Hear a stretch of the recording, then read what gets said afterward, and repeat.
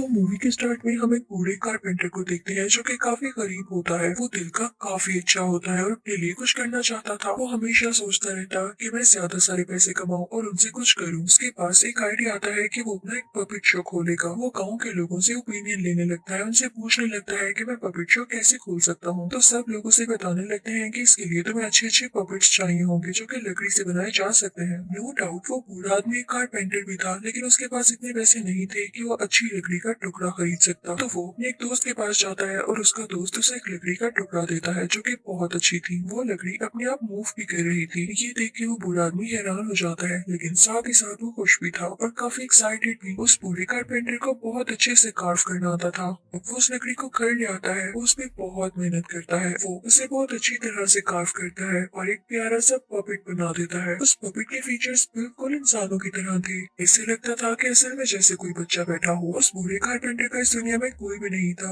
Even उसके बच्चे भी नहीं थे। तो वो इस पपेट से अपने बच्चों की तरह बातें करने लगता है और इसे पिनोकियो का नाम देता है। वो उससे कहता है कि तुम मेरे पपेट नहीं बल्कि मेरे बच्चे हो, तो मुझे डैड कहो। वो तो सिर्फ उससे ऐसे ही बातें कर रहा था, लेकिन पिनोकियो असल में उसे डैड कह देता है। वो कारपेंटर बहुत ज्यादा खुश होता है क्योंकि उसने ये एक्सपेक्ट ही नहीं किया था। अब वो कारपेंटर पिनोकियो को पूरी तरह से तैयार कर लेता है और उसे चलना सिखाता है। वो उसे रेड कलर के कपड़े और कैप पहनाता है, लेकिन पिनोकियो भागते भागते इतना आगे निकल जाता है कि अपने फादर यानी उस कारपेंटर की बात ही नहीं सुनता। अब कुछ देर बाद पिनोकियो घर वापस आ जाता है तो वहाँ पर एक ग्रीन कलर का छोटा सा क्रिएचर होता है। वो पिनोकियो को समझाता है कि ये बहुत गलत बात है कि तुम अपने फादर की बात नहीं मान रहे, उन्होंने तुम्हें कितने प्यार से बनाया है। तो पिनोकियो से कहता है कि चुप कर जाओ, मैं थका हूँ, मुझे सोना है। अब सर्दी की वजह से पिनोकियो आग के पास एक कुर्सी रख लेता है और उस पर बैठ जाता है। पिनोकियो की आंख लग जाती है, लेकिन जब वो सोकर उठता है तो देखता है कि उसके लकड़ी के पाँव और टांगे जली हुई हैं। पिनोकियो कारपेंटर के पास जाता है और उससे रिक्वेस्ट करता है कि प्लीज मेरे पाँव वापस लगा दे, मुझे दोबारा से जलना है। तो पिनोकियो के फादर उससे कहते हैं कि एक शर्त पर, अगर तुम मेरी बात मानो और कल से स्कूल जाओ, मैं तुम्हारे लिए बुक्स भी लेकर आऊंगा। तो पिनोकियो उनसे प्रॉमिस कर लेता है। अब वो कारपेंटर पिनोकियो के पाँव दोबारा से ठीक कर देते हैं क्योंकि वो काफी गरीब थे और बुक्स नहीं ले सकते थे। तो वो अपने कपड़े बेच देते हैं और पिनोकियो के लिए बुक्स खरीदते हैं क्योंकि अगले दिन से पिनोकियो को स्कूल तो जाना था, इसीलिए कारपेंटर सारी तैयारियां कर चुके थे। अब अगला दिन आ जाता है और पिनोकियो अपने फादर के साथ स्कूल जाने लगता है, लेकिन रास्ते में उसे एक टेंट दिखाई देता है जिसके अंदर कोई पपेट शो हो रहा था। पिनोकियो का भी बहुत दिल चाहता है कि वो ये पपेट शो देखे, लेकिन कारपेंटर उसे कहते हैं कि देख लेना, लेकिन अभी तुम्हारे स्कूल का टाइम हो रहा है। लेकिन कारपेंटर जैसे ही उसे स्कूल छोड़कर जाते हैं तो वो वहाँ से बाहर आ जाता है। उसके पास जितनी बुक्स होती हैं वो उसे बेचकर पपेट शो का टिकट ले लेता है। वो जैसे ही पपेट शो में जाता है तो देखता है वहाँ पर और वुडन पपेट्स हैं। वो उन्हें मूव करता देख के काफी खुश होता है क्योंकि उसने पहली बार मूव करते हुए पपेट्स देखे थे। उन्हें वो अपने जैसे लगते हैं तो वो उनको गले से लगा लेता है। वो सब काफी खुश होते हैं, लेकिन तभी वहाँ पर पपेट शो का ऑनर आ जाता है। वो जब पिनोकियो को देखता है तो काफी हैरान होता है क्योंकि उसके साथ कोई स्ट्रिंग अटैच नहीं थी। वो पपेट शो बंद करता है और पिनोकियो को अपने साथ ले जाता है। दूसरी तरफ जब स्कूल की छुट्टी का टाइम होता है तो वो कारपेंटर पिनोकियो को लेने जाते हैं, लेकिन उन्हें पता चलता है कि पिनोकियो तो स्कूल ही नहीं आया। वो बेचारे काफी परेशान हो जाते हैं और पिनोकियो को ढूंढने लगते हैं। तो उन्हें कोई आदमी बताता है कि पिनोकियो पपेट शो में गया था। वो बेचारे बूढ़े कारपेंटर फौरन से वहाँ पर भाग कर जाते हैं, लेकिन तब तक वो टेंट वहाँ से जा चुका था। अब सीन शिफ्ट होता है उस पपेट शो के ऑनर की तरफ जो कि सब पपेट्स को आग के पास लेकर बैठा हुआ था। वो पिनोकियो को भी आग के पास करता है और उसे जलाने लगता है। तो पिनोकियो उससे रिक्वेस्ट करता है कि मुझे मत जलाए। तो वो पिनोकियो से कहता है कि ठीक है, मैं तुम्हें नहीं जलाता, लेकिन तुम्हारे एक साथी पपेट को जला दूंगा, जो कि बेसिकली उसी का अपना पपेट था। और हो सकता है कि ये शो ओनर इस पपेट से जेलस हो, यानी पिनोकियो से, क्योंकि उसने आज तक ऐसा पपेट नहीं देखा था। लेकिन तभी पिनोकियो कहने लगता है कि नहीं, आप इस पपेट को मत जलाएं, आप मुझे ही जला दें। लेकिन पिनोकियो की ये बात सुनकर उस शो ओनर का दिल तो जैसे नरम हो जाता है। वो पिनोकियो से कहता है कि तुम कितने अच्छे हो, तुम्हारी इसी अच्छाई के बदले में मैं किसी को नहीं जलाऊंगा। तुम्हें छोड़ दिया मैंने, लेकिन मैं तुम्हें अपने पास ही कैद रखूंगा ताकि तुम कहीं और न जा सको, इससे मेरा शो खतरे में चला जाएगा। अब पिनोकियो सारी रात वहाँ रहता है। जब सुबह होती है तो वो शो ओनर उसके पास आता है और उससे पूछने लगता है कि तुम असल में आए कहाँ से हो, तुम्हें बनाया किसने है। तो पिनोकियो सब कुछ बताने लगता है। वो कहता है कि मुझे जिसने बनाया वो मेरे मेरे फादर हैं वो बहुत गरीब है, मुझे ढूंढ रहे होंगे।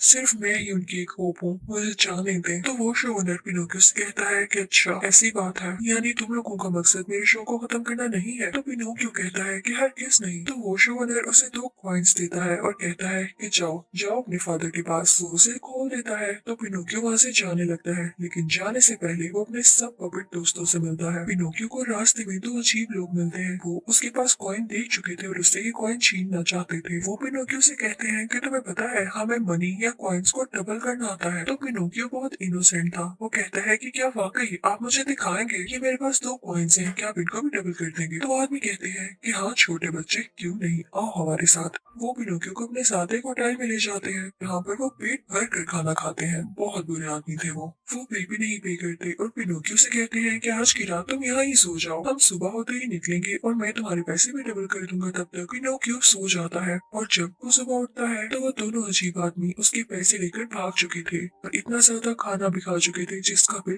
पिनोकियो को देना पड़ता है, क्योंकि उसका एक गोल्डन कॉइन वो चोर ले गए। अब उसके पास सिर्फ एक गोल्डन कॉइन बचा था जिसे वो वेस्ट नहीं कर सकता था। वो चुपके से वहाँ से निकल आता है। रास्ते में उसे वही ग्रीन कलर का क्रीचर मिलता है जो उसे समझाता है कि तुम ऐसे यहाँ नहीं फिरो, ये जंगल है, तुम्हें खतरा हो सकता है। हमारे पास जो कॉइन बचा है उसको फादर को दे दो और तुम खुद भी अपने फादर के पास जाओ जो कि तुम्हारी याद में इतना रो रहे हैं, तुम्हें मिस कर रहे हैं, तुम्हें जरा भी ख्याल नहीं है। तो पिनोकियो से कहता है कि तुम हो कौन, मुझे मत सिखाओ। और ये कह के वो दूसरी तरफ चल पड़ता है, लेकिन उस तरफ वही दोनों चोर आदमी बैठे होते हैं जिन्होंने व्हाइट कलर की बोरी पहन रखी होती है। उनकी भूख दोबारा से जागने लगती है तो वो पिनोकियो से पैसे छीनने की दोबारा कोशिश करते हैं। वो पिनोकियो के पीछे पड़ चुके थे और पिनोकियो भी भागता भागता एक हॉन्टेड हाउस की तरफ आ गया था जो कि बहुत खौफनाक लग रहा था। पिनोकियो अंदर जाने लगता है तो तभी उसे ऊपर से एक लड़की दिखाई देती है। वो कहती है कि सॉरी, मैं दरवाजा नहीं खोल सकती। अब वो दोनों अजीब आदमी पिनोकियो को अपने साथ पकड़ कर ले जाते हैं। उन दोनों ने पिनोकियो को दरख्त के साथ लटका दिया था जैसे उसे मरने के लिए हैंग कर दिया गया हो,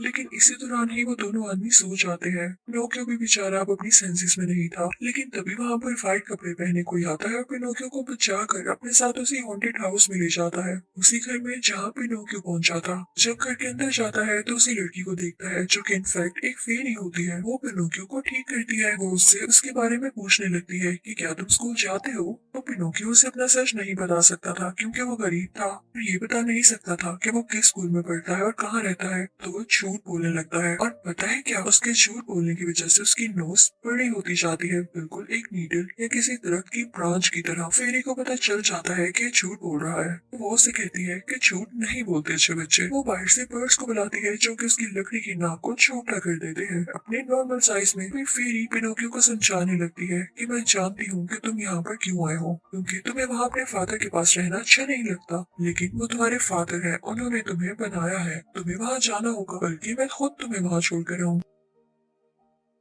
फिर फेरी उसके साथ खुद वहाँ पर जाती है। वो उसे विलेज में छोड़ देती है, लेकिन तभी वहाँ पर पिनोकियो को वो दोनों अजीब आदमी दोबारा से मिलते हैं। वो पिनोकियो से कहते हैं, अरे तुम चले गए थे, हमने तो तुम्हारे कॉइन को डबल करना था, चलो यहाँ पर आओ, हम तुम्हें एक ट्रिक बताते हैं। वो कॉइन्स लेते हैं और मिट्टी पर रख देते हैं। वो पिनोकियो से कहते हैं कि जब हम इन्हें मिट्टी में डुबाने के बाद इन्हें पानी देंगे, इधर एक दरख्त निकलेगा और उस दरख्त पर कॉइन्स ही कॉइन्स होंगे। पिनोकियो इमेजिनेशन में से सोचने लगता है, उसे कॉइन से भरा एक दरख्त दिखाई देता है। वो दोनों आदमी से कहते हैं कि जाओ इस बर्तन में जरा पानी तो लेकर आओ। जब पिनोकियो पानी लेकर वापस आता है तो वहाँ पर वो दोनों आदमी नहीं होते। वो बहुत ढूंढता है तो उसके कॉइन्स भी वहाँ से जा चुके थे। पिनोकियो को बहुत बुरा फील होता है और वो कहता है कि आइंदा मैं किसी पर ट्रस्ट नहीं करूंगा। वो फौरन कोर्ट जाता है। वो वहाँ के जज से बात करता है जो कि एक चिंपैंजी होता है। वो कहता है कि 2 बुरे आदमियों ने मेरे कॉइन्स चुरा लिए, लेकिन जज बाकी लोगों को ऑर्डर देता है कि इसे जेल में डाल दो। पिनोकियो कहता है कि मेरी क्या गलती है, मैं इनोसेंट हूँ। तो जज कहता है कि इस कोर्ट का सिस्टम उल्टा है, अगर तुम इनोसेंट होगे तो तुम्हें सजा मिलेगी और अगर तुम कोई क्रिमिनल हो तो तुम्हें छोड़ दिया जाएगा। पिनोकियो क्योंकि बहुत क्लेवर होता है तो वो जज से कहने लगता है कि मैंने बहुत लोगों के साथ बुरा किया, मैं क्रिमिनल हूँ। तो जज अपने लोगों से कहते हैं कि इसे छोड़ दो। तो पिनोकियो फौरन वहाँ से भाग जाता है। वो वहाँ से सीधा अपने घर जाता है क्योंकि उसे पता चल चुका था कि सिर्फ उसके फादर ही हैं जो उससे प्यार करते हैं, वो उनके साथ रहकर ही सेफ रहेगा। लेकिन जब वो अपने घर पहुँचता है तो वहाँ पर उसको अपने फादर नहीं मिलते। वहाँ पर एक आदमी आकर पिनोकियो को बताता है कि तुम्हारे फादर तो कब के यहाँ से जा चुके हैं, वो तुम्हें ढूंढने के लिए पता नहीं कहाँ कहाँ गए, अब वो समंदर के उस पार गए हैं। पिनोकियो भी फौरन से समंदर की तरफ जाता है और उसमें जंप लगा देता है कि शायद वो भी उस तरफ पहुंच जाए, लेकिन उससे स्विम नहीं किया जाता। वो पानी में बहता बहता पानी के दूसरी तरफ आ जाता है क्योंकि लकड़ी तो पानी में डूबती ही नहीं। लेकिन तभी हम किसी को देखते हैं जो उसको बचा कर लेकर जा रहा होता है। जब पिनोकियो को होश आता है तो उसके सामने वही फेरी होती है जिसने उसे पहले भी बचाया, जो कि हॉन्टेड हाउस में रहती थी। वो फेरी को देख के काफी हैरान हो जाता है क्योंकि फेरी अब बड़ी हो चुकी थी। वो फेरी से कहता है कि क्या मैं भी बड़ा हो सकता हूँ? तो फेरी उसे बताती है कि नहीं, सिर्फ इंसान बड़े होते हैं, पपेट्स बड़े नहीं होते, बल्कि वो टाइम के साथ साथ डिस्ट्रॉय हो जाते हैं और खराब होने लगते हैं। ये सुन के पिनोकियो काफी उदास हो जाता है। तो फेरी उसे कहती है कि उदास नहीं हो, जिस दिन मैंने ये देख लिया कि तुम अच्छे बन गए हो, तुम स्टडी भी करने लग गए हो, तो मैं तुम्हें इंसान बना दूंगी, एक क्यूट सा बच्चा जो कि बड़ा भी होगा। पिनोकियो ये सुन के काफी एक्साइटेड हो जाता है और फेरी के कहने पर स्कूल जाने लगता है। वहाँ पर उसे काफी अच्छा लग रहा होता है क्योंकि वो पहली बार स्कूल आया था। वहाँ पर उसका एक दोस्त भी बन जाता है, लेकिन वो लड़का पिनोकियो को शरारतों में लगा देता है। वो लोग स्कूल बंक करने लगते हैं जिससे उसकी स्टडी भी नहीं हो पा रही होती। अब उस रात पिनोकियो जब वापस घर जाता है तो फेरी उसे अंदर नहीं आने देती। तुमने अपना प्रॉमिस तोड़ा है। पिनोकियो फेरी से कहता है कि आप मुझे अंदर आने दें, कल से जाऊंगा स्कूल। अब पिनोकियो कल से स्कूल जाने लगता है, लेकिन वो नोटिस करता है कि उसका दोस्त कई दिन से स्कूल नहीं आ रहा होता। खैर वो अच्छे से स्टडी करने लगता है, लेकिन एक दिन उसे अपना वो दोस्त दिखाई दे देता है। वो उससे पूछता है कि तुम स्कूल क्यों नहीं आ रहे हो, क्या तुम्हें फेरी ने कुछ कहा है? तो वो बताता है कि नहीं, मैं अपनी फैमिली के साथ किसी दूसरे टाउन शिफ्ट हो रहा हूँ। वहाँ ना स्कूल्स है और ना ही मुझे कोई काम करना पड़ेगा, मैं तो मजे से वहाँ पर रहूंगा। तो पिनोकियो कहता है कि अच्छा, जब तुम जाने लगो तो मुझे जरूर बताकर जाना, मैं तुम्हें गुड बाय कहने आऊंगा। अब अगले दिन हम देखते हैं कि पिनोकियो का दोस्त वहाँ से जा रहा होता है। पिनोकियो उसे गुड बाय कहने जाता है, लेकिन जब वो सोचता है कि वहाँ पर तो ये खेलेगा और वहाँ पर स्कूल भी नहीं जाना पड़ेगा, तो वो उसके साथ ही उस टाउन की तरफ चलने लगता है। अब वो दोनों टाउन में पहुंच चुके थे। वो बहुत मस्ती करते हैं, इतनी शरारतें करते हैं कि कभी पिनोकियो ने अपनी पूरी लाइफ में न की हो।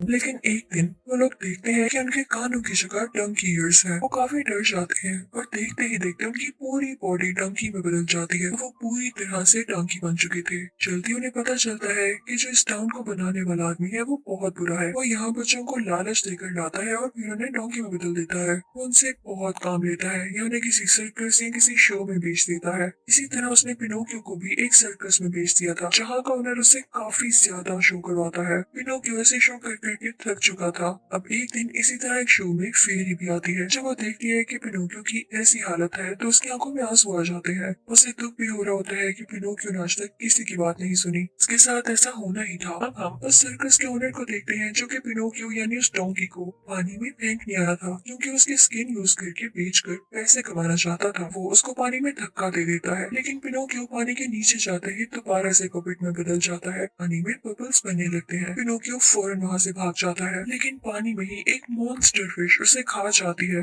जब उस फिश के पेट के अंदर जाता है तो वहाँ पर उसे एक छोटी फिश भी मिलती है, जो कि उससे कहती है कि ये जगह बहुत खतरनाक है, तुम जैसे भी फिश के पेट से बाहर आओ तो इस जगह से भाग जाना। लेकिन तभी पिनोकियो को वहाँ पर अपने फादर यानी वो कारपेंटर भी मिल जाते हैं। पिनोकियो काफी खुश होता है और उन्हें गले से लगा लेता है, लेकिन अब वो बूढ़े कारपेंटर कहते हैं कि मुझे स्विम करना नहीं आता पिनोकियो, हम यहाँ से कैसे बाहर निकलेंगे? पिनोकियो उनसे कहता है कि आप कारपेंटर है और आपको ये तक नहीं पता कि लकड़ी पानी के ऊपर स्विम करती है। आप अपने बेटे पिनोकियो पर ट्रस्ट करें, हम यहाँ से बाहर निकल जाएंगे। और जब रात को वो मॉन्स्टर फिश अपना मुंह खोलकर सो रही होती है तो ये उसके मुंह से बाहर आ जाते हैं और साथ ही वो छोटी फिश भी बाहर आ जाती है, जो कि उन्हें रास्ता दिखाती है और ये लोग पानी के किनारे पहुंच ही जाते हैं। लेकिन उसके फादर की तबीयत बहुत खराब हो रही थी क्योंकि वो एजेड भी तो थे। पिनोकियो अपने फादर को एक पुरानी सी जगह पर ले आता है जहाँ पर वो उन्हें रेस्ट करने को कहता है। फिर एक फार्मर से मिलने जाता है जहाँ पर वो बहुत सारा काम करता है। तो फार्मर उसे कुछ दूध देता है। पिनोकियो वो दूध लाकर अपने फादर को देता है। उसके फादर काफी खुश होते हैं कि मेरे बेटे ने पहली बार मेरे लिए कुछ किया। अब पिनोकियो परमानेंटली उस फार्मर के पास जॉब पर लग गया था, यानी वो रोज वहाँ पर काम किया करता और कुछ न कुछ अपने फादर को दिया करता था। उसके फादर अब उससे काफी खुश थे। एक दिन पिनोकियो कहीं जा रहा होता है तो वही दो चोर और अजीब आदमी उसको मिलते हैं। वो फिर से उसे लूटने की कोशिश करते हैं, लेकिन अब की बार पिनोकियो काफी वाइस और मैच्योर हो चुका था। पिनोकियो कहता है कि आप मुझे लूटने की कोशिश मत करना,